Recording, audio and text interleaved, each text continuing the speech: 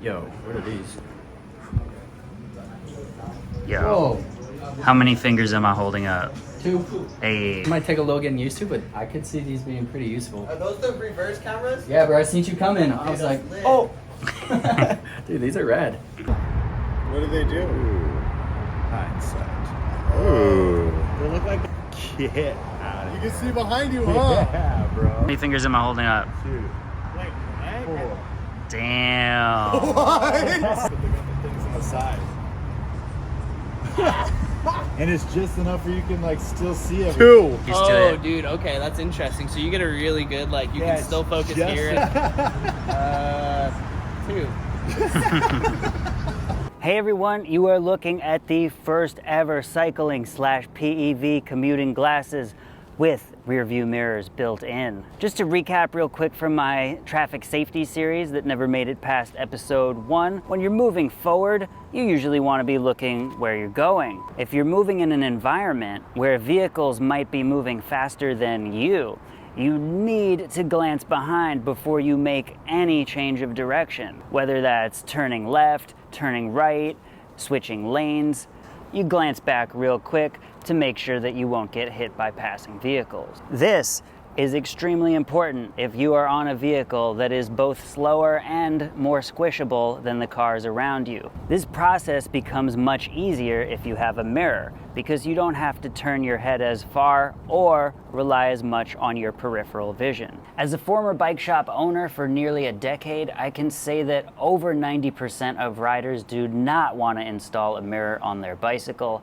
Enter HindSight, the first company to make commuter glasses with semi-transparent rear view mirrors integrated into the lenses. I want to say that the mirrors are designed perfectly because I don't think that the size, the angle, or the relative opacity could be any better. I guess if you have hair that sticks out, you would need a mirror to stick out further than your hair, but the further the mirror from your eye, you will reduce either the field of view or the image size. The human eye is so different from a camera lens, I cannot get a shot of what it actually looks like to look through these glasses, but I can describe it.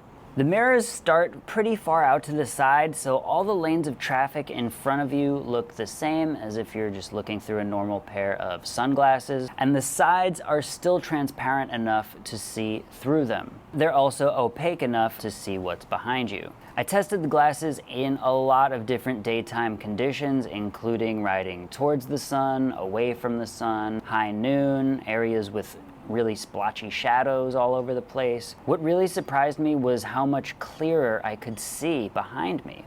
I knew that it was going to be easier to look behind because I didn't have to turn my head as far. What I didn't realize was how much clearer the image was going to be, because instead of straining to look to the farthest of my periphery like I normally do when glancing behind, my eye is looking straight into the mirror where I can actually see things clearly. Like when you read a book, you can see the whole page, but you can only read the words in an area that's like this big. Granted, you don't need that much clarity to see if a 3,000-pound vehicle is approaching, but in a city, it's often the smaller and quieter electric bikes that are the most likely to sneak up on you. It's also very helpful to see that there are, for example, at least 5 or 6 cars in a line about to pass you, so that you don't need to keep looking after each one.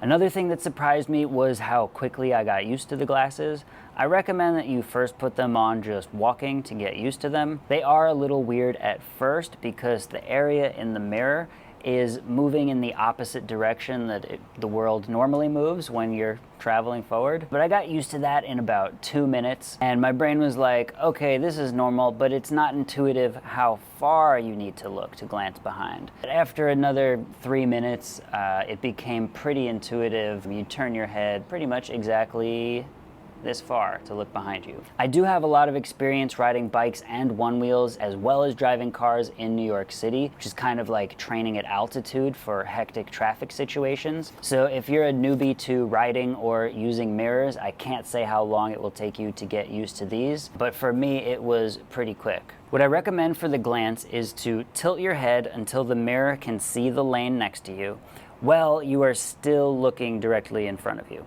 where you're going. Then you move your eyes to look in the mirror, and keep your eye in the mirror for just like a quarter of a second as you continue to turn your head slightly to see what's directly behind you. That way, you're only glancing for a fraction of a second and you get a sweeping view where you can clearly see everything that's behind you. This is similar to what I do in my car. When I check my side view mirror, I tilt my neck forward so that I get a sweeping view of the side view while keeping everything in front of me still in my peripheral vision. When you use these glasses, you keep what's in front of you in your peripheral vision the entire time. Whereas when you fully glance behind, you not only take longer to move your head and eyes, you also leave what's in front of you further outside of your periphery. I think that this is even more important for one-wheel riding. Due to the smaller tire size, potholes are much more of a concern than on a bicycle. I can certainly think of a time where I glanced behind and then looked forward to see that it was too late to avoid an injury-producing pothole. Pro tip, if the sun is low and looking in the mirror would mean that you are staring directly in the sun, just look in the other direction. You can check your left lane by turning your head to the right by looking past what's behind you, with still less of a head turn than you would normally use to look behind you to the left. If you have a neck injury and still need to commute, these are going to be great.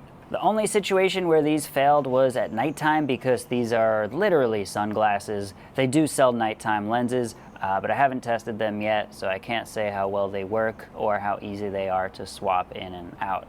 The biggest drawback, I think, is the price. At $175, these are a bit pricey for me. HindSight did send me these for free to review, and if you think that $175 is too much, I do have a 20% off affiliate link in the description. If you buy through there, it allows me to earn a commission and help support this channel.